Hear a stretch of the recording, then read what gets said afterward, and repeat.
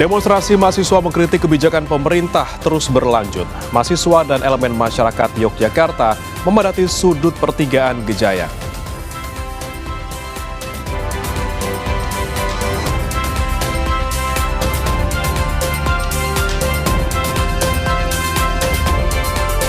Serangan Amerika Serikat dan Israel ke Iran menghantam bengkel mobil di Teheran. Sejumlah orang di dalam bengkel berlarian menyelamatkan diri saat rentetan serangan diluncurkan.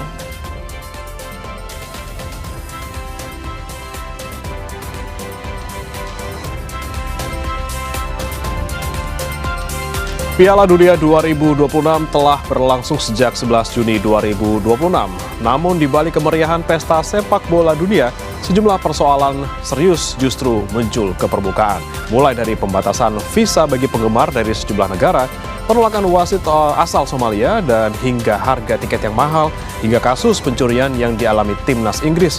Kita akan bahas soal ini dalam segmen dialog di Sapa Indonesia Pagi hari ini.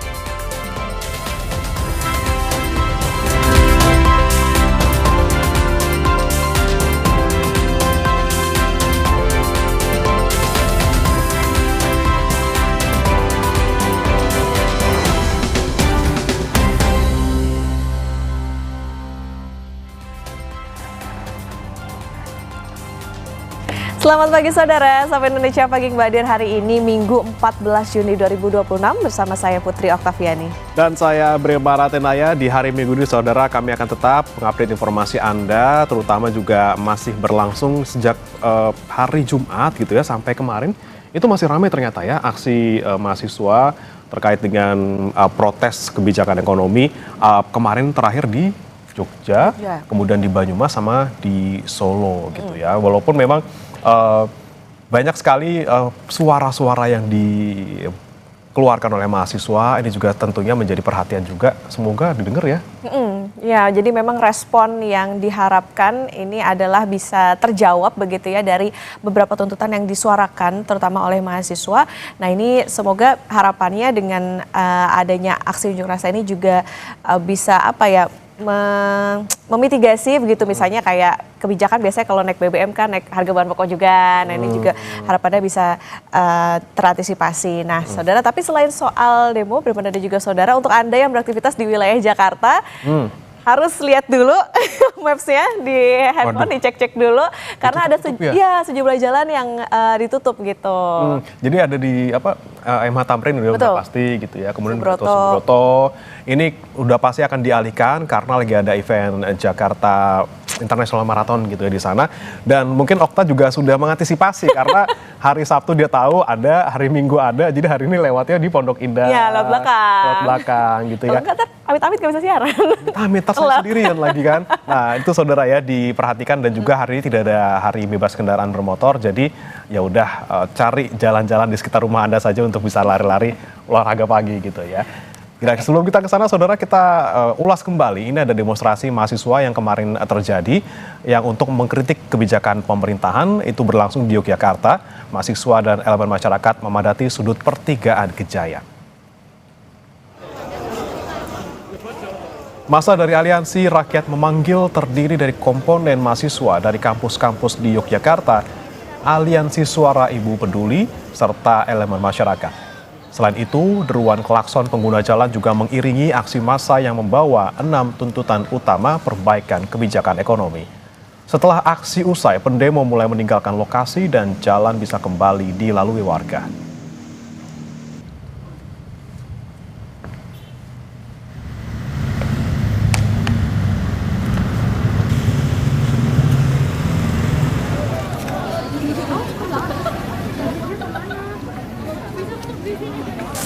Di Banyumas, Jawa Tengah, Aliansi Mahasiswa menggelar unjuk rasa di depan pendopo Bupati. Sempat terjadi saling dorong saat pengunjuk rasa menerobos barikade polisi. Sejumlah tuntutan diserukan pengunjuk rasa, diantaranya evaluasi program MBG dan Koperasi Desa Merah Putih.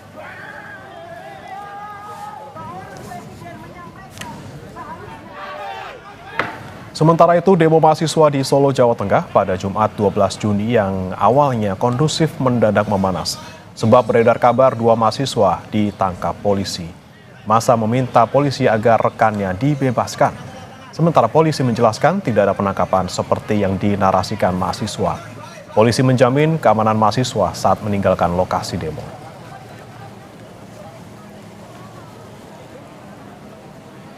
Ada alasan apapun dari korban juga tadi sudah dibebaskan, saya tanyakan dia itu tidak tahu apa-apa, dia cuma membawa selembaran, tiba-tiba dirangkul dibawa masuk ke mobil. Beredar kabar tadi ada yang dinarasikan bahwa ada yang kita amankan. Alhamdulillah sampai dengan saat ini tidak ada. Semuanya masa aksi saat ini sudah mulai membubarkan diri ke tempatnya masing-masing dan tidak ada satupun yang kita amankan yang diamankan oleh Polresta Surakarta. Berikutnya, Saudara, Kabid Humas Polda Metro Jaya Kombes Budi Hermanto bilang saat demonstrasi mahasiswa di Jakarta pada Jumat lalu, polisi menahan 2 orang pria yang diduga hendak menyusup dan mengganggu kelancaran aksi demo. 2 pria tersebut membawa bom molotov dan terdeteksi pukul 3 sore di sekitar kawasan Bendungan Hilir. Kombes Budi bilang bahwa petugas sudah disebar ke sejumlah titik untuk menghalangi kelompok penyusup yang sudah terdeteksi dan hendak menyusupi agenda penyampaian aspirasi mahasiswa. Dan hingga unjuk rasa mahasiswa berakhir, situasinya berakhir dengan kondusif. 2 orang yang diamankan tadi sore di Ben Hill pukul 15.30 adalah kelompok di luar dari elemen mahasiswa yang membawa beberapa botol molotov. Ini sekarang masih dilakukan penyidikan dan pengembangan dari Satgas Penegakan Hukum Polda Metro Jaya. Kami menyampaikan dari pagi bahwa sudah memonitor dan sudah memprofiling, mengidentifikasi beberapa orang yang mencoba mendompleng di kegiatan penyampaian mahasiswa dalam aspirasi di muka umum. Kami menghormati, kami menghargai, dan kita sama-sama mengawal bahwa aspirasi oleh adik-adik mahasiswa ini harus tersampaikan dengan baik dan harus aman dan damai.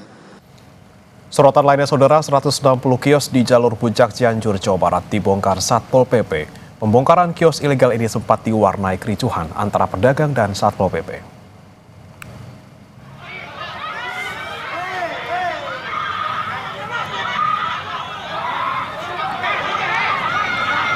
Aksi saling dorong antara Satpol PP dan pedagang terjadi saat pembongkaran kios ilegal di jalur Puncak Cianjur, Jawa Barat pada Sabtu siang. 160 kios di rest area Segar Alam dan sepanjang jalur Puncak Cianjur diratakan menggunakan alat berat. Pedagang mengaku pembongkaran yang dilakukan secara tiba-tiba dan tidak ada kompensasi. Namun Pemda Cianjur mengklaim para pedagang yang ditertibkan diberi kompensasi sebesar 10 juta rupiah. Ini adalah tindak lanjut dari penertiban atas bangunan yang tidak sesuai peruntukan waktu kemarin. Sama diberikan kompensasi bagi mereka itu besarannya juga sama yang seperti sebelumnya. Informasi lain, Saudara, sebuah bus menabrak pembatas jalan di Tol Cipularang kilometer 100-800 Purwakarta, Jawa Barat. Sopir hilang kendali saat berupaya menghindari mobil yang mengurangi kecepatan mendadak di depannya. Polisi mengungkap mobil tersebut mengurangi kecepatan mendadak karena ingin melihat kecelakaan lain di jalur seberang. Akibatnya sopir bus yang melaju dari arah Bandung menuju Jakarta itu banting setir ke kiri untuk menghindari kecelakaan. Lalu bus POMGI jurusan Bandung Cilengsi tersebut menabrak hingga tersangkut ke pembatas jalan tengah tol. Polisi memastikan tak ada korban jiwa dalam kecelakaan ini. Tadi pagi, jangan tenar kalau gini. Pengemudi kaget mengingat di depannya ada kendaraan yang mengurangi kecepatan secara tiba-tiba. Lanjut, pengemudi bis tersebut menghindar, oleng ke kiri, lanjut oleng lagi ke kanan dan menabrak median tengah. Dan nyangkut di median tengah di atas beton pembatas tengah tersebut. Gudang alat berat di Jalan Pluit Karangkarya Barat, Pejagalan Penjaringan Jakarta Utara terbakar pada Sabtu sore. 4 kendaraan terdiri dari mobil truk box dan 3 kendaraan truk terbuka ikut terbakar. Asap pekat membumbung tinggi berasal dari gudang alat berat yang terbakar di Jalan Pluit, Karangkarya Barat, Pejagalan, Penjaringan, Jakarta Utara. Petugas dari Suku Dinas Penanggulangan Kebakaran dan Penyelamatan Jakarta Utara dikerahkan untuk memadamkan api.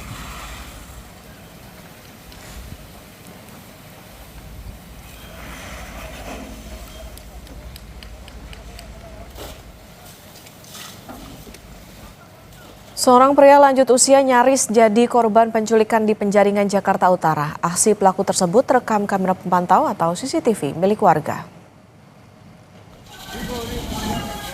Rekaman CCTV ini menangkap detik-detik pelaku mencoba menarik korban yang berusia 70 tahun ke dalam mobil di kawasan perumahan Pantai Indah Kapuk, Penjaringan, Jakarta Utara.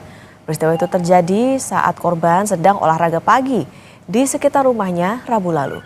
Korban berupaya dengan keras melawan, bergulat dengan pelaku hingga jatuh sambil berteriak minta tolong. Pelaku pun panik dan akhirnya melarikan diri. Polisi masih menyelidiki motif dan memburu pelaku.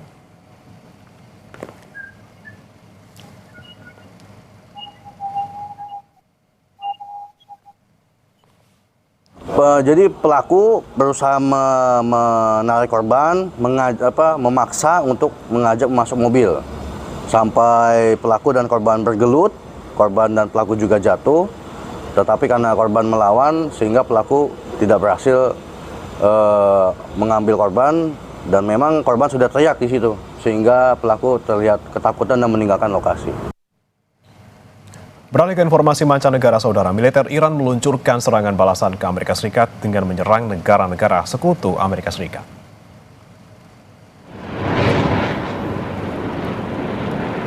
Korps Garda Revolusi Iran meluncurkan rudal ke sejumlah situs di negara sekutu Amerika Serikat, yakni Bahrain, Kuwait, dan Yordania. Serangan ini diluncurkan sebagai balasan antara serangan Amerika Serikat ke Selat Hormuz. Sebelumnya, Korps Garda Revolusi Iran mengklaim pasukannya telah menyerang sebanyak lebih dari 21 target militer Amerika Serikat di kawasan Timur Tengah.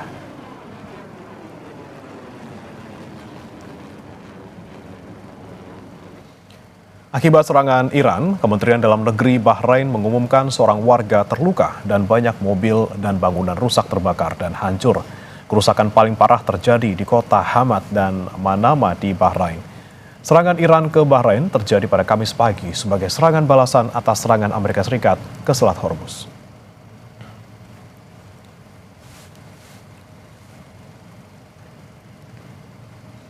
Militer Amerika Serikat mengatakan bahwa mereka menyerang sebuah kapal tanker minyak di Teluk Oman sehari sebelumnya setelah kapal tersebut mencoba menerobos blokade Amerika Serikat di pelabuhan Iran. Pesawat Amerika Serikat menembakkan 2 rudal Hellfire ke ruang mesin kapal setelah awak kapal berulang kali gagal mematuhi arahan dari pasukan Amerika Serikat. Pasukan Amerika Serikat juga menggunakan tembakan rudal untuk melumpuhkan sebuah kapal tanker minyak di dekat upaya untuk menerobos blokade pelabuhan Iran.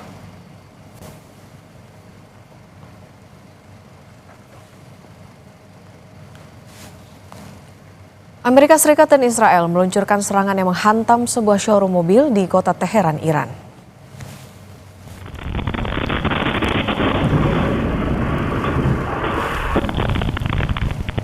Dentuman yang diikuti runtuhnya bangunan showroom terekam kamera pengawas. Tak ada keterangan dari pihak Amerika Serikat maupun Israel mengapa kedua negara tersebut menyerang lokasi showroom mobil yang tak ada hubungannya dengan instalasi militer Iran.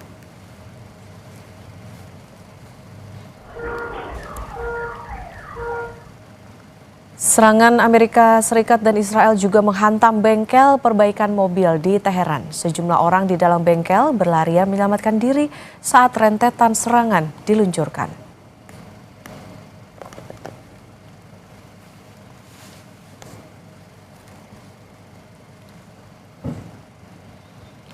Sementara Iran dan Amerika Serikat semakin dekat mencapai kesepakatan untuk mengakhiri perang. Menteri Luar Negeri Iran Abbas Araghchi mengungkap kedua pihak telah menyetujui rumusan kesepakatan pada Jumat lalu. Salah satu poin paling penting dalam kesepakatan itu adalah saling mengakui kedaulatan negara masing-masing. Menlu Iran Abbas Araghchi bilang ini akan menjadi pertama kalinya Amerika Serikat secara terus terang menyatakan penghormatan kedaulatan Iran setelah 47 tahun sejak revolusi 1979. Arakchi menambahkan kesepakatan itu juga membahas pembukaan blokade Selat Hormuz dan penghapusan batasan maritim. Pada putaran negosiasi selanjutnya, pencabutan sanksi terhadap Iran, pembebasan aset Iran yang dibekukan, hingga ketentuan program nuklir Iran juga akan dibahas.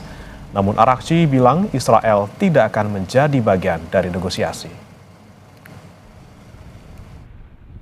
من فکر میکنم که این برای اولین بار هست که بعد از 47 سال آمریکا صراحتاً به حاکمیت جمهوری اسلامی ایران احترام میگذاره و این رو بیان میکنه و مکتوب میکنه و از ما هم درخواست میکنه که ما هم متقابلاً به حاکمیت آمریکا احترام بگذاریم. تعهد میکنه که در امور داخلی ایران دخالت نکنه و از ما هم میخواد که تعهد بدیم در امور داخلی اون دخالت نکنیم، یعنی از موضع کاملا برابر.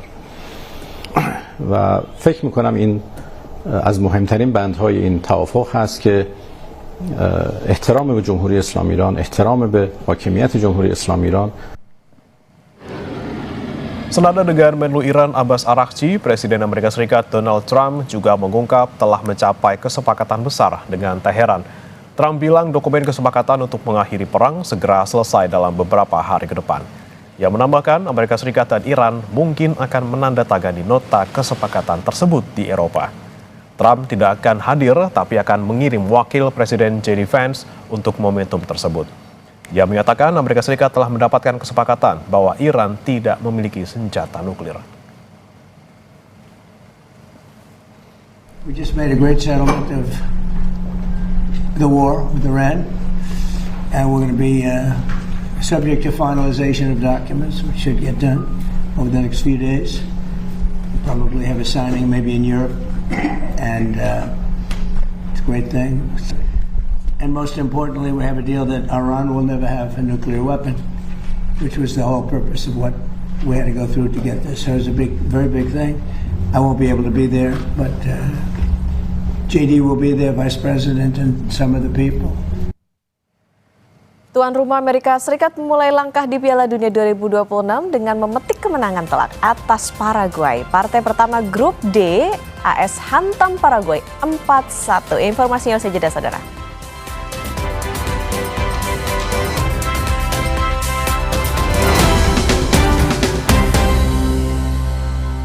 Viva, dari sumber terjaga dan 7 tahap nanopurifikasi. Mineral baiknya dijaga optimal. Murninya berasa. Sejukan hidup sepenuhnya, Aku Viva, murni dan pasti sejuknya dari Wings Food. Kita anak Energen. Sukses dimulai dari sarapan bergizi lengkap. Energen, sarapan bergizi lengkap pilihan Alo Dokter. Ayo minum Energen. Kita anak Energen. Baru seri gandum peanut butter. Wah, kacang. Iya, selai kacangnya asli. Tebal, selembut butter. Manis, asin, gurih. Selai kacangnya asli. Tebal lagi. Baru seri gandum peanut butter. Aku Viva, dari sumber terjaga dan 7 tahap nanopurifikasi. Mineral baiknya dijaga optimal. Murninya berasa. Sejukan hidup sepenuhnya, Aku Viva, murni dan pasti sejuknya dari Wings Food. Baru, teh pucuk Flash Sugar. Dari 100% pucuk teh pilihan. Seger.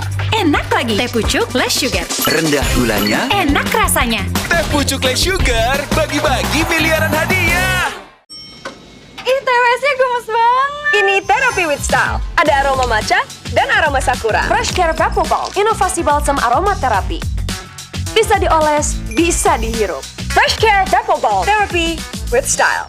Bertahun-tahun, Hotin Cream telah jadi teman harian. Bantu redakan pegal akibat kerjaan dan saat jalan-jalan, serta nyeri otot olahragawan. Balur Hotin, panasnya mijit, hotnya in sampai ke dalam. Gak lengket, tanpa bekas. Hotin Cream. Aku Viva, dari sumber terjaga dan 7 tahap nanopurifikasi. Mineral baiknya dijaga optimal. Murninya berasa. Sejukan hidup sepenuhnya, Aku Viva, murni dan pasti sejuknya dari Wings Food. Bisnis mobil autopilot yang menghasilkan keuntungan 70% bagi mitra tanpa harus terlibat langsung dalam operasional tentu menjadi impian banyak orang. Dengan tengah perubahan industri transportasi online dan regulasi yang terus berkembang, peluang bisnis rental mobil justru semakin terbuka lebar. Seberapa menjanjikan model bisnis autopilot ini bagi para investor? Temukan jawabannya dalam Bincang Kita, Minggu 14 Juni, pukul 8:30 pagi, di Kompas TV. Dipersembahkan oleh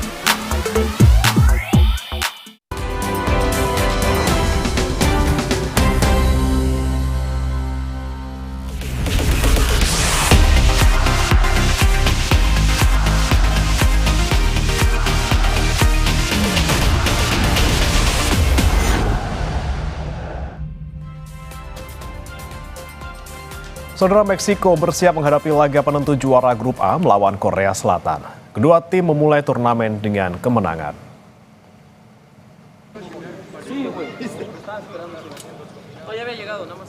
Dalam sesi latihan di pusat latihan di Mexico City, skuad timnas Meksiko mengikuti latihan ringan yang berfokus pada peregangan di bawah pengawasan pelatih Javier Aguirre.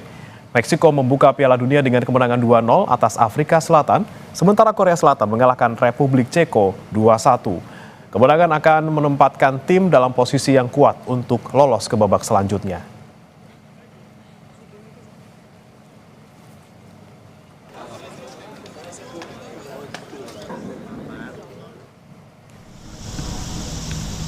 Sementara itu, tim raksasa Eropa Jerman fokus mengembalikan kebugaran dan melatih skema untuk menghadapi tim debutan Piala Dunia Curaçao. Jerman dan Curaçao tergabung dalam grup E bersama Pantai Gading dan Ekuador.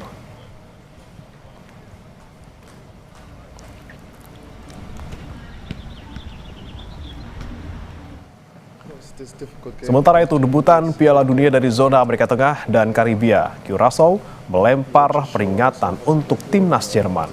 Juara dunia 4 kali, Curaçao tidak hanya datang sebagai partisipan. Gelandang Curaçao, Livano Comenencia, yakin negaranya dapat mengejutkan seluruh dunia ketika mereka menghadapi Jerman. Tim asuhan pelatih asal Belanda Dick Advocaat akan menghadapi juara dunia 4 kali di laga pembuka grup E, menandai penampilan pertama di Piala Dunia bagi pulau kecil Karibia dengan populasi kurang dari 156.000 jiwa ini.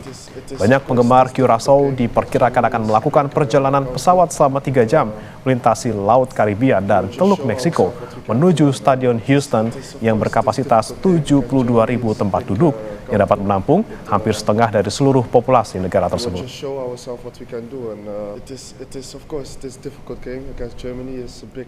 Here at the World Cup for a reason, so we are not here to just play. We are here to try to win games, of course, and yeah, we have a lot of quality and we will surprise the whole world. Timnas Jepang bakal menghadapi Belanda di laga perdana Grup F Piala Dunia 2026. Dallas Arlington, Amerika Serikat. Pertandingan ini diperkirakan berlangsung ketat karena kedua tim sama-sama mengincar kemenangan untuk membuka peluang lolos ke babak selanjutnya. Bermain di Grup F, Jepang berangkat ke Piala Dunia setelah meraih kemenangan dalam pertandingan persahabatan melawan Islandia, Inggris, dan Skotlandia.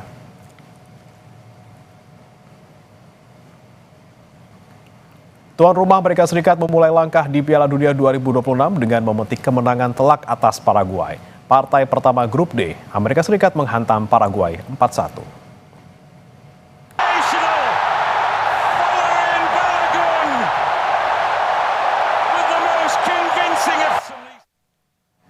Timnas Portugal tiba di Florida, Amerika Serikat pada Jumat waktu setempat jelang laga pembuka mereka di Piala Dunia 17 Juni mendatang. Portugal yang dikapteni oleh Cristiano Ronaldo tiba di Florida dan langsung menuju ke hotel di kawasan Palm Beach. Turnamen kali ini sekaligus akan membuat Ronaldo mencetak rekor dengan tampil di 6 edisi Piala Dunia. Portugal tergabung dalam grup K bersama Kongo, Uzbekistan, dan Kolombia.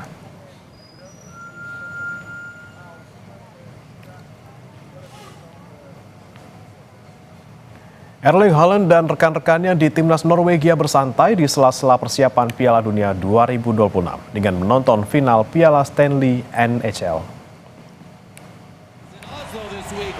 Penyerang Manchester City Erling Haaland bersama dengan beberapa rekannya di timnas Norwegia mengisi waktu libur jelang Piala Dunia 2026 dengan menonton aksi di final Piala Stanley NHL.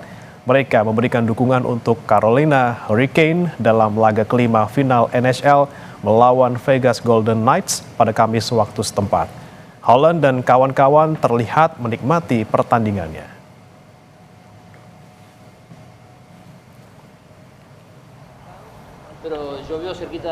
Sementara itu jelang pertandingan lawan Aljazair pada Rabu nanti, saudara, pemain timnas Argentina menggelar latihan rutin yang diikuti pemain bintang Argentina, Lionel Messi. Ini bisa menjadi event Piala Dunia terakhir bagi Messi yang telah berusia 38 tahun. Dalam sesi latihan, selain Messi, terlihat juga Julian Alvarez, Enzo Fernandez, Lisandro Martinez, dan Nicolas Otamendi.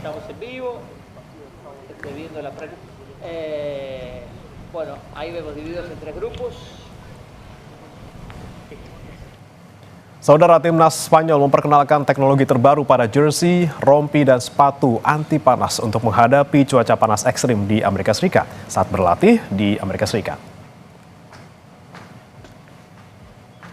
Jersey anti panas timnas Spanyol dari Adidas dilengkapi klima Cool Plus untuk pendinginan dan sirkulasi udara, serta Heat.RDY untuk mengelola panas ekstrim dan menjaga performa tetap stabil. Selain itu, timnas Spanyol juga memakai cooling vest saat latihan dan jeda pertandingan untuk menurunkan suhu tubuh pemain sebelum kembali bertanding. Los chalecos que tenemos aquí nos ayudan a recuperar de una manera más eficiente al jugador, reduciendo la temperatura corporal, y a partir de ello los ponemos para intentar que la fatiga se retarde un poquito y que luego la recuperación sea más rápida. Jersey ini memiliki zona ventilasi mesh di area panas tubuh untuk meningkatkan sirkulasi udara serta konstruksi jacquard 3D yang membuat bahan lebih ringan, fleksibel, dan tidak menempel di kulit. Selain jersey dan rompi anti panas, timnas Spanyol juga menggunakan sepatu anti panas. Sepatu ini nyaman untuk pemain, elastis, leluasa bergerak ketika berlatih. Lo estamos aplicando después de los entrenamientos para ayudar a la recuperación, pero también lo podríamos aplicar antes, sobre todo, por ejemplo, cuando salgamos de calentamiento, entre el calentamiento y el inicio del partido, para ayudar a reducir esa temperatura corporal y a partir de ahí poder también que el jugador se sienta más recuperado y en mejores condiciones para competir. Inovasi teknologi pakaian dan perlengkapan sepatu menjadi bagian dari strategi modern sepak bola untuk menghadapi tantangan cuaca ekstrim sekaligus menjaga performa pemain tetap maksimal di turnamen sekelas Piala Dunia. Piala Dunia 2026 menjadi hiburan bagi para pengungsi di Gaza di tengah agresi militer Israel. Mereka menggelar nonton bareng, sedikit melupakan penderitaan yang tengah dialami.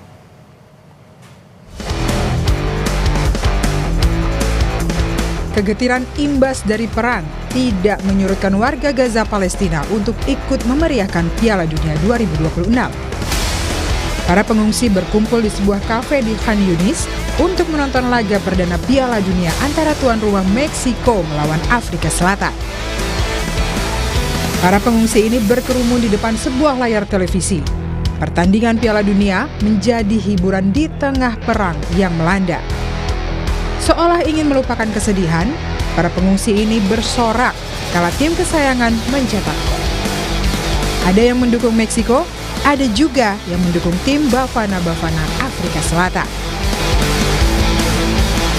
نحضر طبعا نتابع كأس العالم في ظل الأجواء والظروف الصعبة اللي بنمر فيها من الحرب الطاحنة من الشهداء والقصف المستمر في كل مكان، لكن مع ذلك احنا بنحاول نبعد عن الضغوط النفسية اللي بنمر فيها ونخرج من الحالة السلبية حالة الاكتئاب هذه لمتنفس وحيد اللي هو كرة القدم. نيجي نحضر في الكافيه نتجمع مع الناس.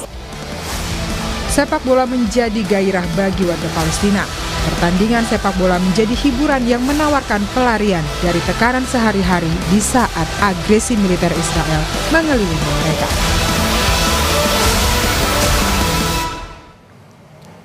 Seluruh pertandingan FIFA World Cup 2026 dapat Anda saksikan di kanal TVRI dan TVRI Sport. Dan jangan beranjak, saudara, Piala Dunia 2026 telah berlangsung sejak 11 Juni 2026. Namun di balik kemeriahan pesta sepak bola dunia, sejumlah persoalan serius muncul ke permukaan. Mulai dari pembatasan visa bagi penggemar dari sejumlah negara, penolakan wasit asal Somalia, hingga harga tiket yang mahal, hingga kasus pencurian yang dialami timnas Inggris. Kita bahas soal ini dalam segmen Dialog Usai Jeda.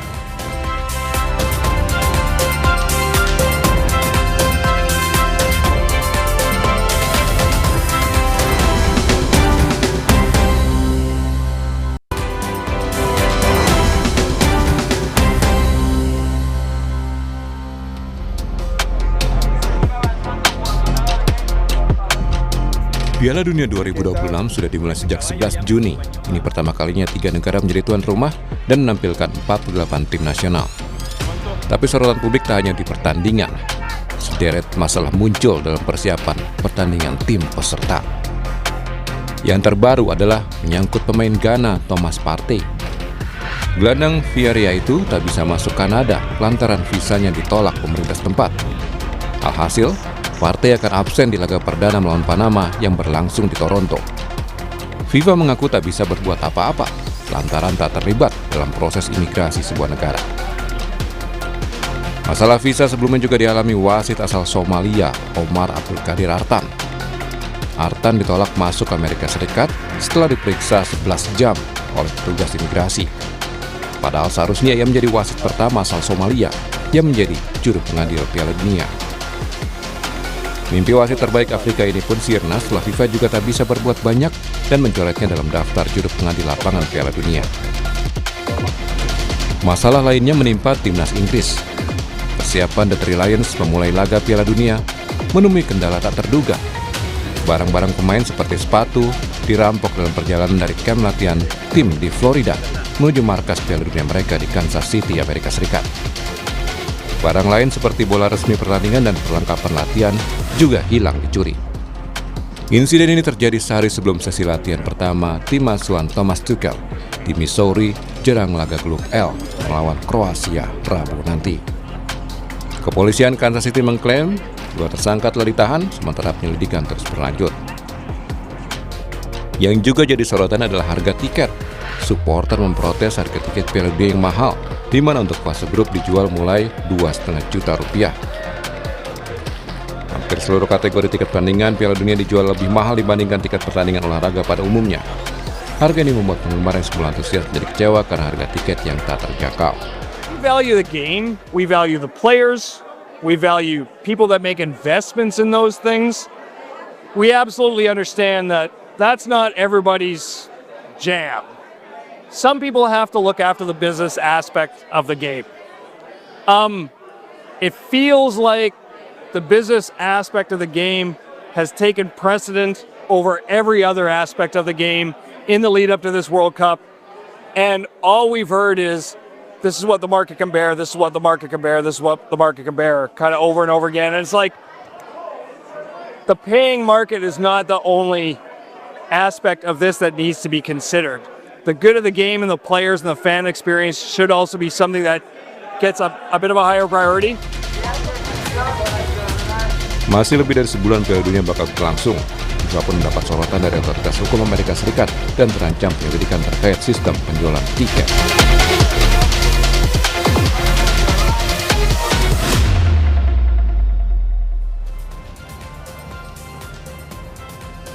Tiga hari Piala Dunia berlangsung, sederet masalah belum bisa diatasi. Salah satunya kembali terulang soal visa pemain yang ditolak masuk di kota penyelenggara Piala Dunia dan tim Inggris yang juga sempat kemalingan. Dan kita akan ulas bersama dengan pengamat sepak bola Firzi Idris dan juga WNI yang saat ini berada di Amerika Serikat, Titania Talhouk. Selamat pagi Mas Firzi, Mbak Tania. Hai. Selamat pagi, Bram. Selamat pagi, Mbak Tania. Ya, selamat malam untuk Mbak Tania di Amerika Serikat ya. Saya mau ke Mas Firzi dulu. Mas Firzi, ya ini masalah di Piala Dunia di Amerika Serikat sepertinya mencuat terus gitu ya, terutama soal visa. Oke lah, visa buat supporter ataupun warga negara luar Amerika yang ingin masuk sulit gitu ya. Tapi ini soalnya ada pemain sama wasit ini yang bisa ditolak. Ini sebenarnya memang tidak ada antisipasi kah dari FIFA yang membackup mereka yang bertanggung jawab ataupun yang memang berkepentingan untuk pertandingan seperti apa sih, Mas? Ya, setiap Piala Dunia pasti ada tantangannya, pasti ada ujiannya, tapi menurut saya ini pertama kalinya ya dibandingkan dengan Piala Dunia Qatar, Rusia yang dulu dapat banyak cercaan dan sorotan juga dari media-media barat, tapi di sana pun nggak pernah ada tuh yang namanya wasit ditolak masuk, Ketua Federasi Palestina juga sekarang ditolak masuk, 15 anggota delegasi Iran juga ditolak masuk ya. Ini ditolak masuk ya. Sebenarnya kayak si wasit Somalia itu kan visanya udah ada ya. Jadi bukan ditolak visa, tapi dia udah ada, udah di clearance sebenarnya dari embassy di sana. Tapi habis itu ketika dia akan datang, ya itu tadi udah disebutkan diperiksa belasan jam. Ini pengalaman yang sangat gak enak ya. Ayman Hussein juga strikernya Irak, 12 jam dia bilang di bandara juga dicek, di vet, terus habis itu HP-nya dibuka-buka, habis itu untung dia masih bisa masuk si Hussein, tapi yang lain-lain bahkan fotografernya timnas Irak itu juga tidak bisa masuk. Jadi ini adalah masalah yang sangat serius yang sebenarnya Presiden FIFA Gianni Infantino dulu udah bilang bahwa semua akan bisa diterima di Kanada, Meksiko, Amerika Serikat, tapi sekarang yang terjadi adalah kebalikannya. Ini belum ngomongin jatah tiket yang 8% dari dari supporter timnas Iran juga akhirnya ditolak. Nah, ini yang menciptakan banyak serangkaian berita buruk lah terkait turnamen yang menurut saya ya layak dilayangkan ke Amerika Serikat ya. Gimana kondisinya kalau ini dibalik, misalnya ini Piala Dunia bergulir di Afrika terjadi kayak gini, ini bagaimana terjadi kalau misalnya ada di Qatar seperti ini, di Rusia seperti ini, pasti media barat udah sangat-sangat menyerang. Jadi ya ini adalah suatu situasi yang sangat disayangkan lah di Piala Dunia ini, Mas Bem. Kemudian kalau Anda melihat ini masalahnya sebenarnya di tuan rumahnya atau tadi Mas, sebenarnya koordinasi antara FIFA dan juga negara-negara tuan rumah yang mungkin kurang baik ataupun kurang bisa mengantisipasi hal-hal yang mungkin terjadi? Ya ini sih di tuan rumah ya, karena FIFA udah berulang kali menegaskan bahwa mereka menjamin partisipasi setiap anggota, partisipasi ofisial, partisipasi wasit. Dan kita tahu Infantino udah berulang kali menempel ke Donald Trump, berulang kali mencoba mendapatkan good grace dari dia, berulang kali main ke Gedung Putih sampai mengizinkan Donald Trump naik ke panggung di Club World Cup Final kemarin untuk mengangkat trofi dengan harapan semua akan berjalan mulus untuk Piala Dunia ini, tapi ujung-ujungnya ketika dilarang kehadiran beberapa official, wasit dan lain-lain itu, Infantino sekarang ngomongnya kita tidak bisa mengontrol semua, terkadang itu bagus untuk chill, untuk relax, tapi ya nyatanya ya itu yang terjadi sekarang dan itu yang harus dialami oleh kejadian-kejadian tak mengenakan oleh para official tim tadi, Mas Brem. Oke, baik. Saya ke Mbak Tania. Mbak Tania sebagai warga negara Indonesia di Amerika Serikat, Anda merasanya seperti apa sih antusiasmenya ataupun mungkin euforianya gitu? Apakah sebesar itukah warga negara Amerika Serikat maupun warga negara Indonesia yang ada di sana untuk Piala Dunia kali ini? Sebenarnya sih seperti kita ketahui ya, memang Amerika itu identik dengan American football, soccer atau football buat kita bilangnya itu bukan sesuatu hal yang yang umum lah gitu. Tapi memang karena adanya Piala Dunia dan di sini kita jadi tuan rumah, saya rasa perlahan yang tadinya kita jadi tuan rumah Piala Dunia gitu. Tapi semakin kesini, apalagi terlebih kemarin US menang melawan Paraguay gitu ya, mulai sepertinya terlihat hype-nya makin wah gitu. Oh, kita ada di Piala Dunia gitu. Lebih seperti itu sih, bukan antusiasme yang seperti kita bayangkan di negara lain gitu. Oke. Tapi kalau antusiasnya tapi berbeda.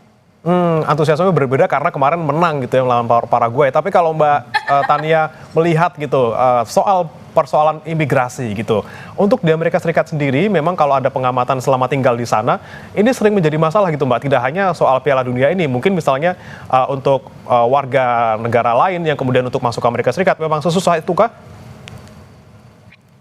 Sebenarnya sih ini isu yang menurut saya sangat-sangat sensitif ya. Memang ada hal-hal yang kita nggak tahu sebenarnya apa yang terjadi. Cuman memang terkadang ada isu yang dibawa, tapi kebenarannya kita perlu recheck lagi seperti itu. Buat saya sih sebagai warga negara dimanapun saya berada, saya merasa seharusnya walaupun seperti saya misalnya di Indonesia dan saya jadi warga negara Indonesia, kita juga nggak mau ada orang sembarangan masuk dan ngacak-ngacak negara kita gitu. Saya rasa sama seperti pemikiran di sini juga seperti itu. Tapi memang balik lagi susah ya kalau mau ngomong itu lebih ke internal negara, imigrasi dan kebijakan mereka gitu. Oke, baik. Saya kembali ke Mas Firzi. Mas Firzi, soal masuknya tim maupun wasit gitu, memang banyak kemarin kemudian insidennya gitu. Tapi kalau kita lihat tidak hanya soal itu, kemarin juga sempat ada kasus timnas Inggris itu sempat kemalingan gitu ya. Nah, ini Anda melihat apakah mungkin kesiapan dari Amerika Serikat yang mungkin belum terlalu siap gitu untuk menyelenggarakan Piala Dunia, mungkin karena terpecah konsentrasinya dengan perang yang terjadi di Iran? Ya, itu soal safety security di sana mungkin Mbak Tania yang bisa tahu ya karena kesehariannya di sana. Cuman kalau dari pemberitaan yang ada memang kita tahu kan Department of Homeland Security itu telat nurunin dana pengamanan Piala Dunia ke negara-negara bagian gitu, berapa ratus juta dolar tertahan hingga beberapa bulan, kayaknya hingga 100 hari sebelum turnamen itu baru turun dana pengamanannya. Selain itu pun Amerika Serikat kan negara yang sangat-sangat luas ya, bahkan mungkin pengamanan turnamen itu juga nggak menjangkau semuanya. Kalau lewat dalam koridor yang telah ditetapkan mungkin semua aman dan lain-lain, walaupun kemarin juga ditemukan adanya mayat di dalam van ya yang udah busuk di dekat markas latihannya Iran gitu. Jadi ada-ada aja gini hal-hal seperti itu yang membuat menjadi faktor isu keamanan terutama di Meksiko. Tadinya kita takut Meksiko dengan perang kartelnya sebelum turnamen mulai, tapi kemudian ada perang Iran dan lain-lain. Tapi ya itulah dinamika yang seharusnya bisa diamankan oleh host nation, karena host nation itu harus menjamin keamanan dan keselamatan para partisipan gitu. Nah kalau sepatu, bola dan lain-lain dicuri itu kan suatu hal yang sangat-sangat luar biasa ya, yang nggak pernah terjadi di Piala Dunia Afrika sekalipun gitu. Padahal di Piala Dunia Afrika pun teman saya lagi liputan di sana pernah ada perampokan di supermarket, dia ada di dalamnya gitu, tapi nggak pernah gitu ada suatu pencurian seluruh peralatan dari tim yang bertanding. Tapi mungkin kaitannya berita terbaru sih barang-barang yang hilang sudah ditemukan ya, semoga benar. Saya nanti harus cek ulang. Oke. Bukan sabotase ya. Ini yang menarik nih ya. Kemudian, tapi kalau bicara soal keamanan gitu Mbak Tania, secara umum lah di tempat tinggal Anda misalnya di Dallas gitu ya, ini seperti apa sih keamanan di sana? Apakah memang keamanan menjadi faktor yang sangat-sangat mungkin sulit gitu diperoleh oleh warga yang tinggal di sana? Jujur, saya di sini aman, saya berasa aman. Selama saya tinggal di sini, saya pindah ke sini tahun 2020, pas COVID tuh ya, dan tidak ada kasus-kasus yang mengerikan yang sama seperti kita di Indonesia. Nggak ada mungkin kasus ini, kasus itu, tapi saya masih ngerasa aman, nggak ada masalah apa-apa. Memang ada sedikit kekhawatiran karena kita nggak pernah tahu. Kayak misalnya ada acara-acara besar seperti ini gitu kan ya, takut ada kecolongan, sesuatu kita nggak ada yang pernah tahu gitu. Itu ada, saya rasa ketakutan seperti itu ada. Bahkan sempat ada ngomong juga mungkin sama teman atau gimana gitu. Aduh, kalau di tempat-tempat rame gimana ya gitu. Oke, relatif aman, tapi ada kekhawatiran gitu, apalagi ada ajang yang luar biasa besar sedang berlangsung di sana. Saya kembali ke Mas Firzi. Mas Firzi, kalau kita bicara tadi soal keimigrasian, kemudian soal keamanan, tapi juga ada nih masalah lain yang mungkin membuat antusiasme warga di sana sedikit berkurang untuk ikut menonton Piala Dunia karena harga tiketnya mahal, Mas Firzi. Anda melihat ini harga tiketnya yang sekarang ada di Amerika Serikat dan juga di beberapa Piala Dunia sebelumnya seperti apa sih, Mas? Iya, ini memang suatu hal yang luar biasa juga harga tiket ya. Ini kan Piala Dunia turnamen yang diperkirakan mempunyai pemasukan total mencapai 13 miliar US atau 231 triliun. Dan ketika pertama ditunjuk sebagai tuan rumah, Amerika Serikat mengatakan bahwa harga tiket di final itu maksimum ada di 1.550 US dollar ya, yang itu adalah 27,5 juta rupiah. Tapi kalau kita lihat lagi per April 2026 harga tiket standar untuk final itu mencapai 5.700 dolar lebih, itu 102 juta. Tapi di pertengahan Mei kemarin harga tiket termahal itu berdiri di angka 586 juta rupiah ya. Satu tiket, one tiket itu 586 juta rupiah.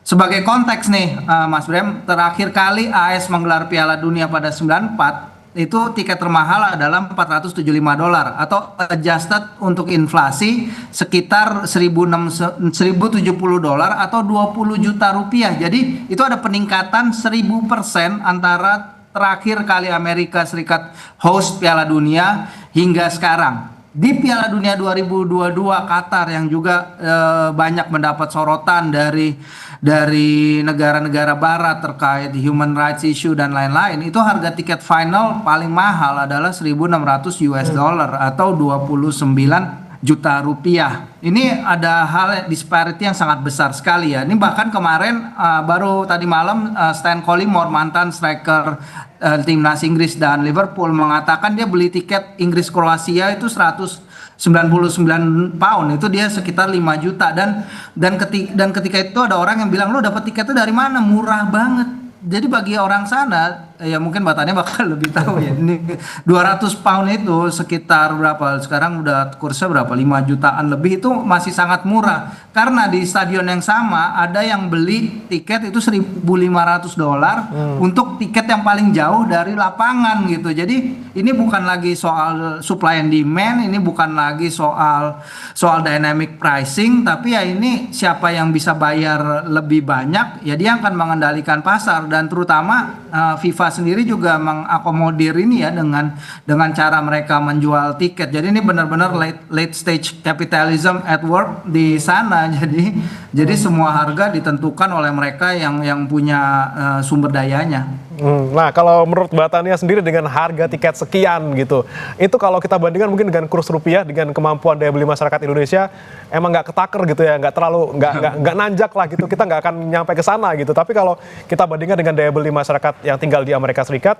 dengan harga segitu, apakah worth it? Dan apakah Mbak Tania juga berpikiran, aduh mau nonton sekali-sekali gitu? Saya bicara di sini sebagai middle class ya. Saya nggak bicara sebagai yang di bawah atau yang di atas. Kita ngomong yang sebagai middle, karena rata-rata pasti di sini kita tahu orang-orang di sini rata-rata adalah middle class. Buat saya mahal. Buat saya masih mahal karena saya ada dengar sih waktu awal-awal memang FIFA menjual seharga kurang lebih 60 dolar, yang which is reasonable, termasuk murah begitu ya. Cuma tampaknya ini hanya bisa diakses untuk kalangan tertentu aja gitu, nggak bisa buat semua orang gitu. Saya cek lagi harga yang paling murah terakhir itu beberapa hari yang lalu itu sekitar 700 sampai 800 dolar, tapi itu juga posisinya yang udah jauh di sana gitu. Dan itu buat saya pribadi 800 dolar 2 kali gitu saya bisa beli tiket ke Indonesia, atau mungkin saya lebih baik nonton di Meksiko. Ngerti kan? Jadi itu ini saya juga bicara sama teman-teman kantor saya juga yang bekerja di sini begitu, mereka orang-orang sini. Saya tanya, penggemar bola juga kebetulan, mau nonton nggak, saya tanya gitu. Di rumah aja lah, dia bilang, paling kalau mau seru-seruan nobar gratis, dia bilang gitu. Jadi ya saya kurang tahu juga, ada beberapa pertandingan saya perhatikan juga memang ada kosong ya, ada beberapa posisi kursi kosong ya.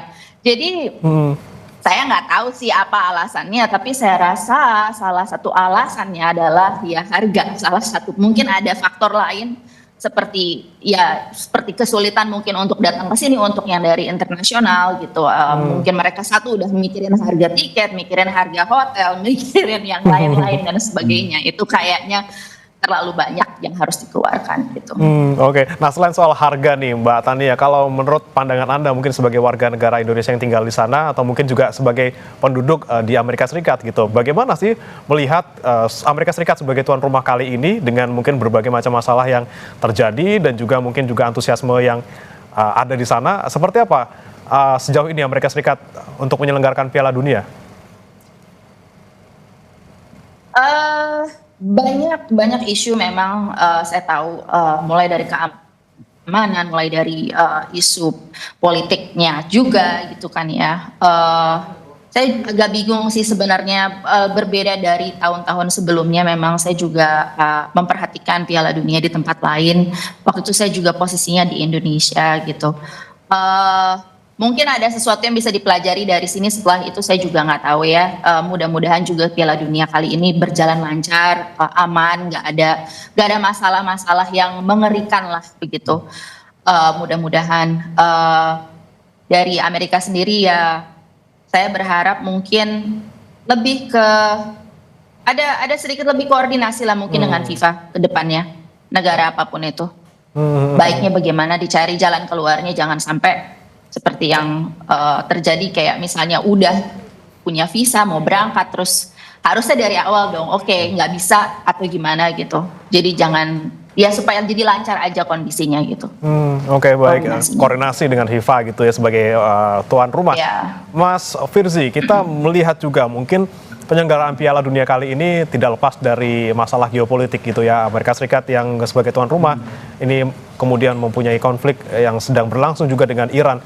Dengan yang terjadi saat ini, seberapa jauh ini kemudian mempengaruhi kesuksesan Piala Dunia kali ini di Amerika Serikat terutama? Ya kan ada dua aspek ya. Kalau aspek di luar lapangan, visa, security dan lain-lain itu kan udah kita bahas, udah banyak dibahas. Cuma yang kita lagi saksikan dan akan kita saksikan kan adalah kualitas dari pertandingan yang disajikan. Sejauh ini kualitas yang bisa disajikan emang kita nggak bisa bilang salah satu Piala Dunia terbaik ya, walaupun nggak jelek juga. Kemenangan comebacknya Korea, Meksiko akhirnya menang di laga pembuka turnamen setelah 96 tahun. Amerika Serikat yang banyak diragukan publik ngalahin, menghancurkan dan mendominasi Paraguay, dan terutama tadi pagi ada Brazil Maroko yang menurut saya pertandingannya akan seru. Tapi kualitas ini kan juga akan berbanding dengan lebarnya turnamen ini ya. Lagi ada misalnya kemarin di Azteca itu kan stadion terletak di atas 2000 meter di atas permukaan laut, cuaca dingin dan lain-lain, aman. Mungkin kalau main di Dallas, mungkin kalau main di Miami itu kualitasnya akan berbeda, karena tadi kita juga udah lihat tim Spanyol aja sampai harus memakai rompi es loh untuk mereka bisa latihan agar tidak kepanasan. Ini kan akan diterjemahkan ke dalam lapangan, mungkin akan kualitasnya akan berbeda dari yang permainan dilakukan di dalam kota-kota host city yang suhunya mungkin nggak terlalu panas. Jadi at the end of the day kualitas permainan mungkin akan membuat turnamen ini win or lose-nya juga ada di dalam lapangan. Terlepas kalau amit-amit ada sesuatu di luar lapangan yang sangat-sangat tidak kita inginkan ya. Tapi kalau di dalam lapangan, dan ini di luar lapangan kita lihat sebenarnya kalau mereka berkumpul, fans-fans ini luar biasa membuat suasana Piala Dunia jadi meriah sekali, terutama di Meksiko kemarin yang dapat banyak pujian. Jadi ya kita lihat seiring dengan turnamen berjalan, Mas Bram, apakah ini akan jadi turnamen yang sukses atau seperti apa, itu hanya akan dijawab dalam beberapa pekan ke depan.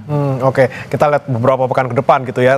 Saya kembali ke Mbak Tania. Ada yang bilang juga sebenarnya terkait dengan Piala Dunia kali ini itu tidak terlalu berimbas kepada misalnya hotel ataupun misalnya restoran gitu. Katanya sepi-sepi aja karena mungkin harga tiketnya mahal, orang mau ke Amerika Serikat juga katanya sulit karena visanya nggak diterima gitu ya. Kalau dari pandangan Anda sendiri di Dallas gitu, Mbak Tania, apakah mungkin Piala Dunia ini sudah memberikan efek yang cukup terasa di sana? Sampai sehari sebelum Piala Dunia dimulai, saya bisa melihat business as usual. Nothing is really changed, jalanan normal, biasa-biasa aja. Memang seperti saya pernah bilang juga ada di beberapa titik yang memang dikhususkan untuk fan festival gitu. Jadi mungkin juga ini sebagai bentuk dari sistem keamanan yang mereka lakukan supaya tidak sulit untuk diatur gitu ya. Jadi memang fan festival ada tempatnya, nobar ada tempatnya. Jadi memang semua ada tempatnya masing-masing. Baru kemarin itu mulai terlihat ramai sih. Dan besok juga akan ada pertandingan pertama untuk di Dallas, Netherlands versus Japan. Itu akan ada parade dari Netherlands, dari Belanda untuk bawa dia punya orange bus double deckernya itu. Saya mau ke sana sih, saya pengen lihat kayak gimana. Jadi dari situ saya ntar bisa lihat gimana crowdnya. Cuma memang seperti saya bilang berbeda. Biasanya di sini berbeda, bukan tidak ada antusias hanya berbeda, bentuknya berbeda. Seperti komunitas internasional, komunitas Latin di sini juga banyak. Jadi kalau tidak ada antusias, nggak mungkin gitu. Oke. Antusiasme lagi-lagi berbeda gitu ya bentuknya. Saya kembali ke Mas Firzi. Mas Firzi, kalau kita mungkin saya tidak bisa menggeneralisasi dan belum punya data lengkapnya, tapi kalau kita lihat sepertinya kalau di Kanada maupun di Meksiko ini sepertinya jarang kita dengar ada masalah-masalah penyelenggaraan Piala Dunia dibandingkan dengan Amerika Serikat. Anda melihatnya seperti apa perbandingan antara tiga negara ini sebagai tuan rumah? Iya, yang paling adem ayem memang Kanada ya. Kayaknya nggak ada berita buruk sedikit pun. Kecuali yang pas ketika Kongres FIFA di Vancouver itu yang Presiden Federasi Iran nggak bisa masuk karena dia dulu anggota Garda Revolusinya Iran ya.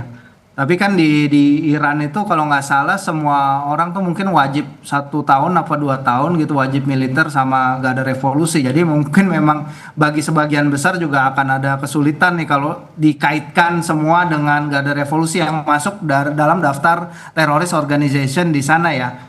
Ya kalau sejauh ini dari yang kita lihat di upacara pembuka at least tidak ada pemberitaan negatif ya.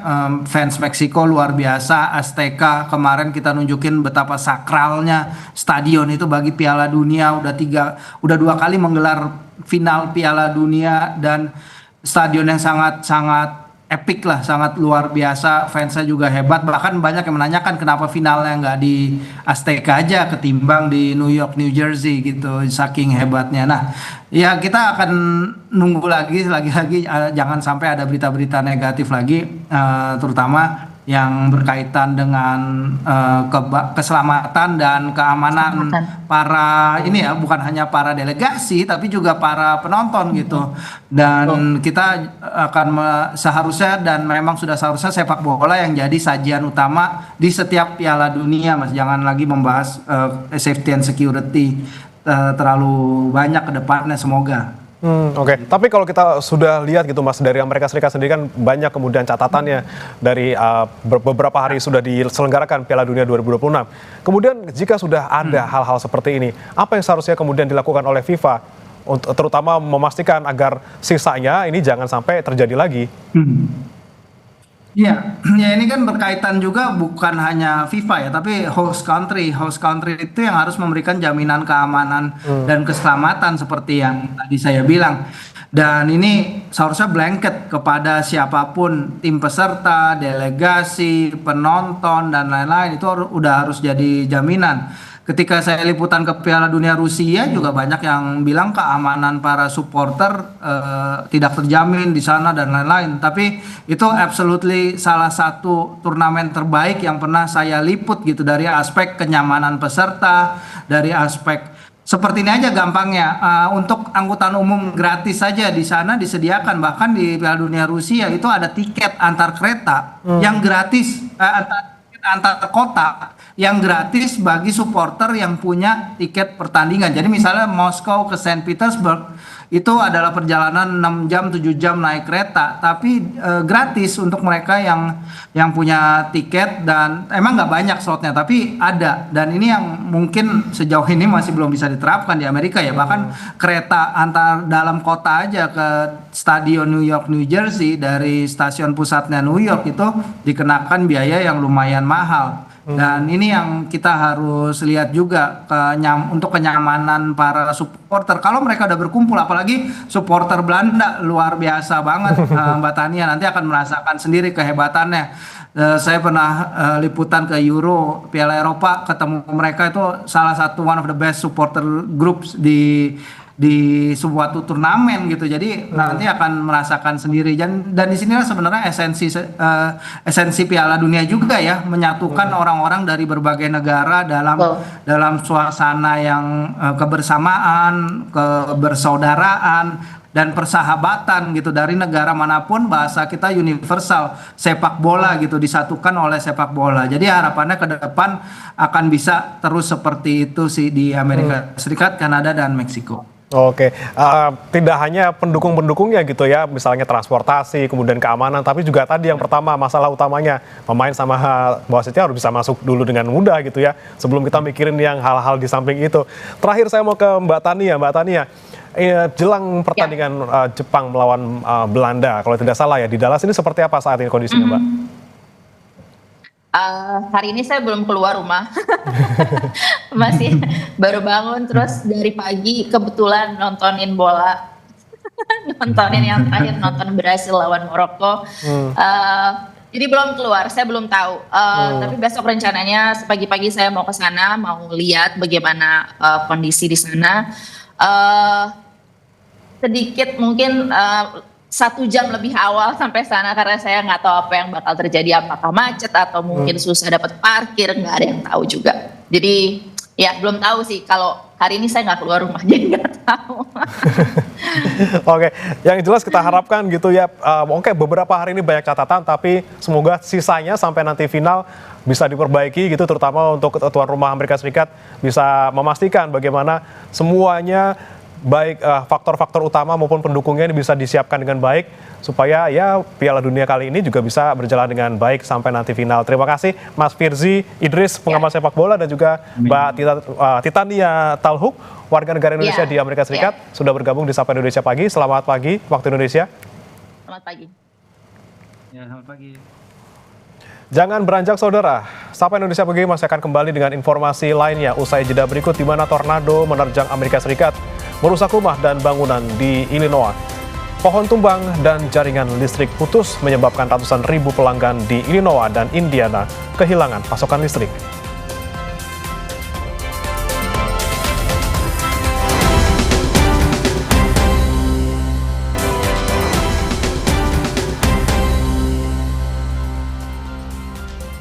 Kembali di Sapa Indonesia Pagi, saudara. Otoritas dan warga mulai membersihkan rumah pasca tornado menerjang wilayah selatan Chicago, Amerika Serikat. Tornado merusak banyak rumah dan bangunan di Streator, Illinois. Pohon tumbang dan jaringan listrik putus, menyebabkan ratusan ribu pelanggan di Illinois dan Indiana kehilangan pasokan listrik. Cuaca ekstrim juga mengakibatkan puluhan penerbangan di Bandara Chicago dibatalkan atau ditunda.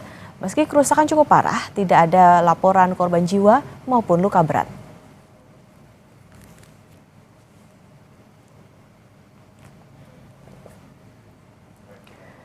Masih dari mancanegara, saudara, 1 orang terluka setelah pesawat Turkish Airlines yang ditumpanginya menabrak tiang antena radar. Insiden pada Kamis kemarin ini terjadi di Bandara Antalya, Turki. Rekaman yang diambil oleh salah satu penumpang menunjukkan kabin pesawat setelah insiden tersebut serta antena radar yang rusak.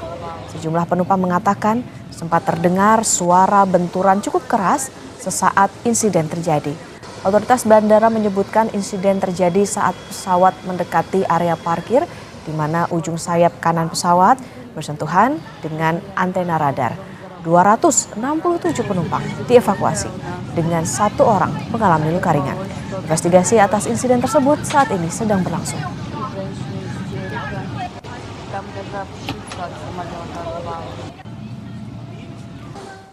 Kita beralih ke Lebanon, Saudara. Hizbullah terus melakukan perlawanan terhadap militer Israel. Serangan perlawanan diluncurkan di tengah upaya Israel memperluas kekuasaan di Lebanon Selatan. Hizbullah merilis rekaman operasi perlawanan ke Israel yang menargetkan pasukan dan kendaraan militer Israel di Bayada dan Rashaf di Lebanon Selatan. Gempuran rentetan roket juga diluncurkan di sekitar Kastil Beaufort yang jadi pos pertahanan militer Israel.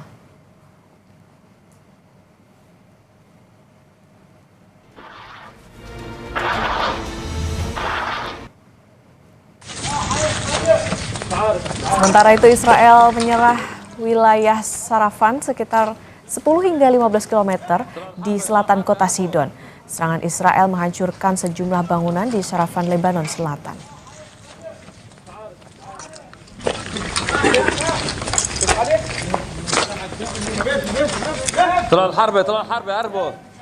Serangan udara Israel terus menghantam kota Tyre di Lebanon Selatan, memaksa warga mengungsi dan merusak sejumlah bangunan.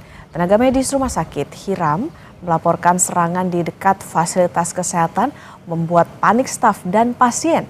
Militer Israel sebelumnya mengeluarkan peringatan evakuasi di sejumlah wilayah Tyre dengan alasan adanya aktivitas Hizbullah di kawasan tersebut.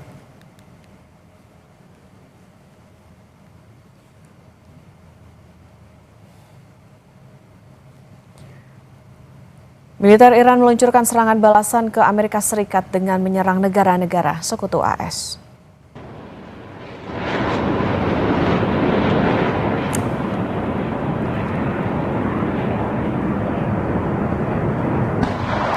Korps Garda Revolusi Iran meluncurkan rudal ke sejumlah situs-situs di negara sekutu AS, yakni Bahrain, Kuwait, dan Yordania. Serangan ini diluncurkan sebagai balasan antara serangan AS ke Selahis Hormuz. Sebelumnya, Korps Garda Revolusi Iran mengklaim pasukannya telah menyerang sebanyak lebih dari 21 target militer AS di kawasan Timur Tengah.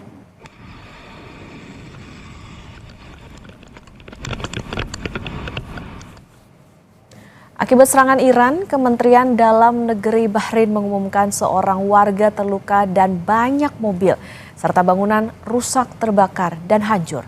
Kerusakan paling parah terjadi di kota Hamad dan Manama di Bahrain. Serangan Iran ke Bahrain terjadi Kamis pagi sebagai serangan balasan atas serangan AS ke Selat Hormuz.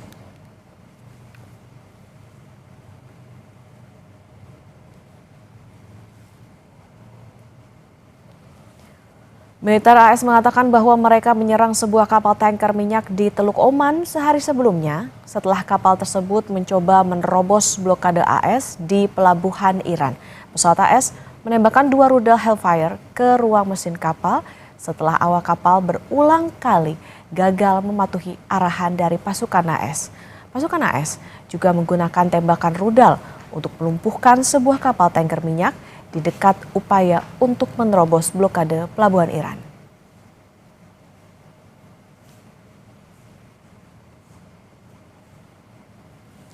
Serangan Amerika Serikat dan Israel juga menghantam bengkel perbaikan mobil di Teheran. Sejumlah orang di dalam bengkel berlarian menyelamatkan diri saat rentetan serangan diluncurkan.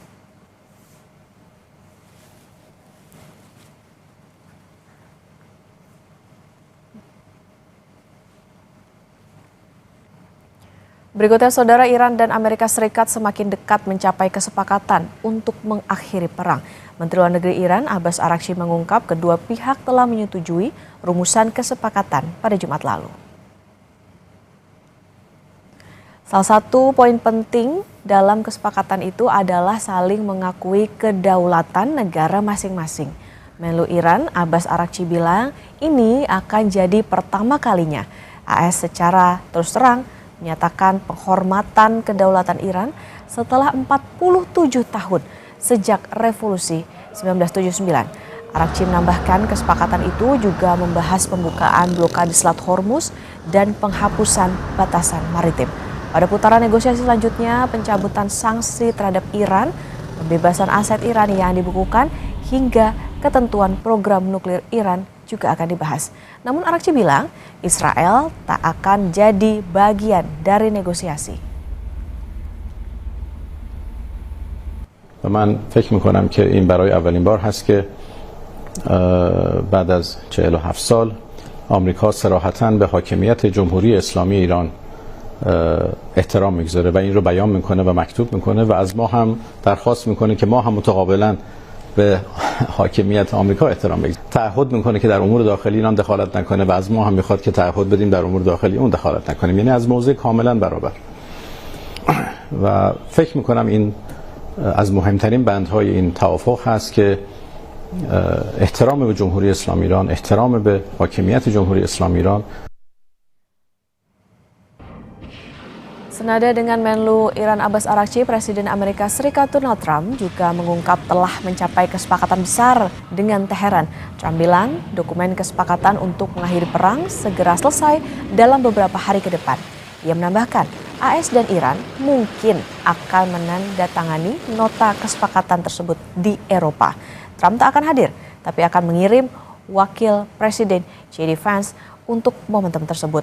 Ia menyatakan AS telah mendapatkan kesepakatan bahwa Iran tak memiliki senjata nuklir.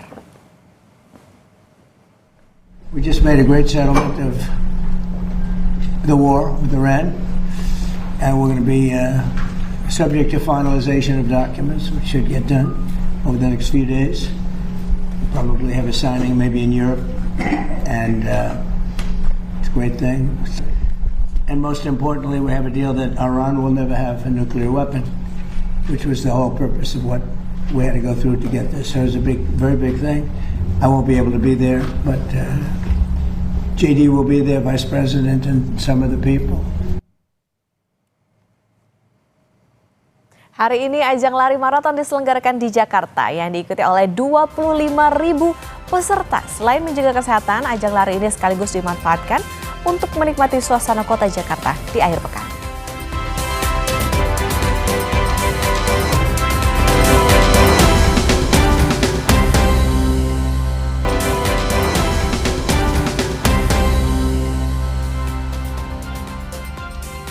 Minggu pagi ini, saudara, ajang lari maraton diselenggarakan di Jakarta yang diikuti oleh 25.000 peserta. Selain menjaga kesehatan, ajang lari ini sekaligus dimanfaatkan untuk menikmati suasana kota Jakarta di akhir pekan.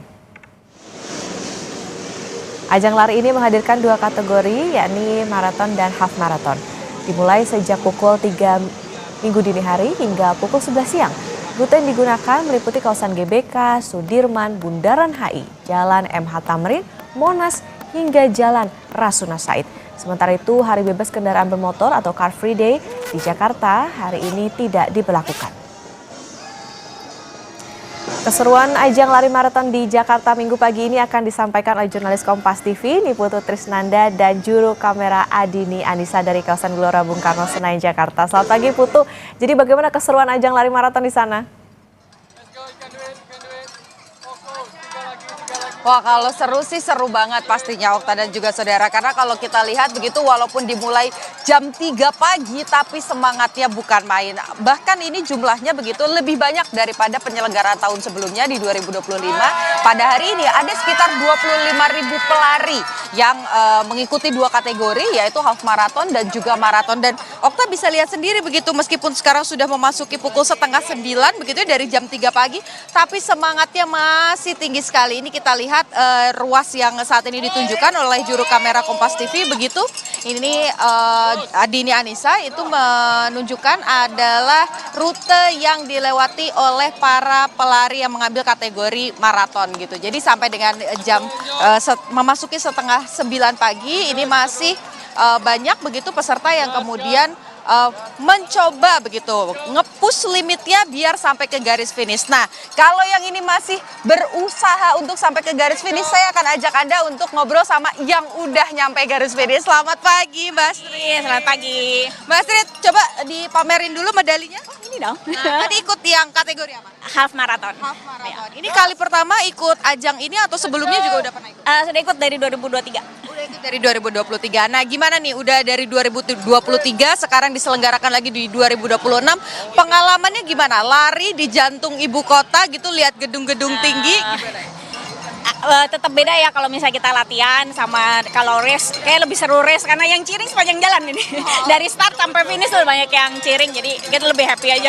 Mau berhenti mau jalan juga nggak enak. Kayak lebih enak. Kalau di acara ini kan selain juga kemudian tentu saja biar sehat gitu, tapi ini kan juga untuk menaikkan potensi wisata. Nah, sebagai pelari, gimana rasanya lari di ajang kali ini? Tahun ini sih rutenya lebih seru ya, karena tadi nggak nyangka, aku kan tahun lalu ikut juga half marathon, tahun ini kita dibelokin masuk Monas, sampai, loh ini masuk Monas lagi, seru aja, pagi-pagi masih lihat Monas lagi, terus ngeliatin beberapa ini ya, landmarknya Jakarta. Happy aja sih, karena ya bisa ngeliat ya Jakarta megah loh. Oke, baik, sekali lagi terima kasih dan selamat untuk medalinya, semoga tahun depan masih bisa lari lagi dan menikmati lagi gimana nih kreativitas dari panitia gitu ya. Betul. Terima kasih Mbak Sri. Nah, jadi saudara tadi seperti yang disampaikan bahwa memang di akhir pekan begitu ajang lari ini bukan hanya untuk menyehatkan diri saja, tapi ini juga sesuai dengan keinginan atau harapan dari pemerintah Provinsi DKI Jakarta bahwa ini akan menjadi daya tarik tersendiri dan juga bisa meningkatkan wisatawan asing, karena kalau kita lihat dari lari jarak jauh yang diselenggarakan dalam 2 kategori, half marathon dan juga marathon yang diikuti 25.000 peserta, 1.000 diantaranya ini adalah pelari mancanegara. Jadi ada 25 negara begitu ya kurang lebih yang mengikuti ajang lari internasional ini. Jadi harapannya ya pundi-pundi untuk daerah tetap masuk begitu, wisatanya juga tetap bisa dinikmati, tapi yang paling penting sehatnya juga tetap dapat. Kembali ke Anda, Okta dan juga saudara. Baik, saya tunggu nanti laporannya Putu ikut lari atau enggak nih. Terima kasih jurnalis Kompas TV ini Putu Trisnanda dan juru kamera Adini Anissa dari kawasan GBK Jakarta. Saudara, Jakarta Fair Kemayoran 2026 kembali menjadi panggung bagi berbagai industri. Sejumlah merek memanfaatkan momentum ini untuk memperkenalkan produk sekaligus menghadirkan pengalaman berbelanja yang lebih dari sekedar transaksi.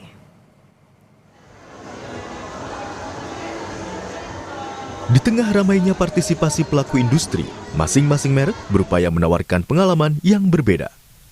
Salah satunya Kongguan yang tampil dengan nuansa throwback era 70-an. Merek tersebut juga meluncurkan 2 produk terbarunya. Spesial di tahun ini di Jakarta Fair Kemayoran 2026, Kongguan ini launching 2 produk terbarunya. Di antaranya Kongguan One One Snack dan Kongguan Ozlo Shortbread. Nah, Kongguan One One Snack ini kita hadir dengan 2 varian rasa. Kongguan One One Snack Tteokbokki dan Kongguan One One Snack Bulgogi. Nah, ini adalah snack roll dengan rasa ke-Korea-Koreaan. Nah, kalau untuk Kongguan Ozlo Shortbread itu cookiesnya dengan real pure New Zealand butter. Yang pastinya ketika dimakan butternya itu sangat berasa seperti itu. Strategi promosi pun disiapkan secara berlapis dengan penawaran yang berbeda. Salah satu produk barunya adalah Serena Brownies Choco Chips. Khusus bulan Juni, itu setiap pembelian 2 produk brownies berhadiah merchandise brownies. Sedangkan untuk bulan Juli, nanti setiap pembelian 2 produk brownies gratis 1 lagi produk baru yang akan keluar di Jakarta Fair 2026 ini. Konsep throwback era 70-an juga hadir melalui photo booth bernuansa klasik. Tersedia pula program ambil produk sepuasnya dengan harga Rp15.000. Promo-promonya pertama itu kalau konsumen melakukan pembelian minimal 200.000 itu berkesempatan untuk tadi foto dengan nuansa era 70-an. Terus akan mendapatkan kupon undian yang mana tuh hadiahnya sebuah sepeda motor listrik. Dan yang menariknya adalah itu udah on the road, jadi pajak ditanggung oleh Kongguan dan nanti STNK udah atas nama pemenang. Selain itu juga akan ada dari kupon undian tersebut bisa berkesempatan kayak dapat handphone, kamera, dan digital watch dan lain-lain. Jakarta Fair 2026 membuktikan komitmen berbagai merek dalam berinovasi dan mendekatkan diri dengan konsumen. Tim Liputan, Kompas TV. Tetap bersama kami saudara, sampai Indonesia Pagi akan kembali usai jeda.